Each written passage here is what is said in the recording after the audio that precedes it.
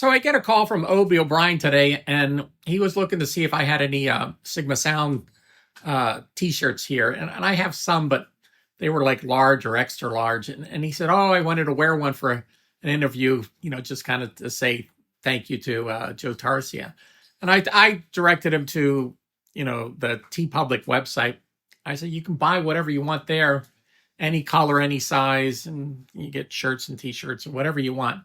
And he said, "Oh, that'd be great." And I said, "I make like $1 off each one. It's more of like just to have the product out there people can get. It's not a moneymaker for me." And the funny thing though, I said, "Obie, since he called me, I said, I just got a case of 23 cassettes for my uncle in Greece." And he says that he's playing bouzouki on one of these tapes, but they're not labeled. They're just all over the place. So I got to transfer 23.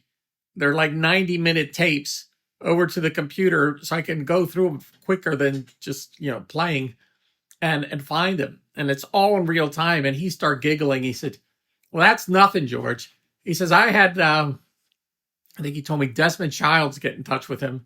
He had 600 DAT tapes that he needed transferred." And I said, "Oh my God."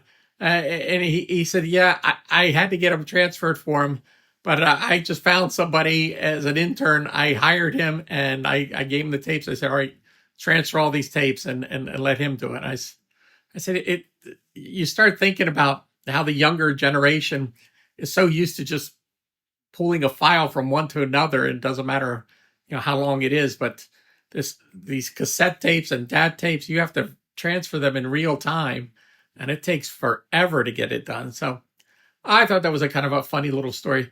My sister is in Greece right now, and my uncle has a ton more of audio tapes he wants to send me. But the weird thing, so far, the tapes that I've transferred, it's all Greek disco music from the 70s. So I got to go looking through all these tapes to see if I can find a performance of my uncle playing bouzouki, which would be, priceless because he's like 88 years old right now.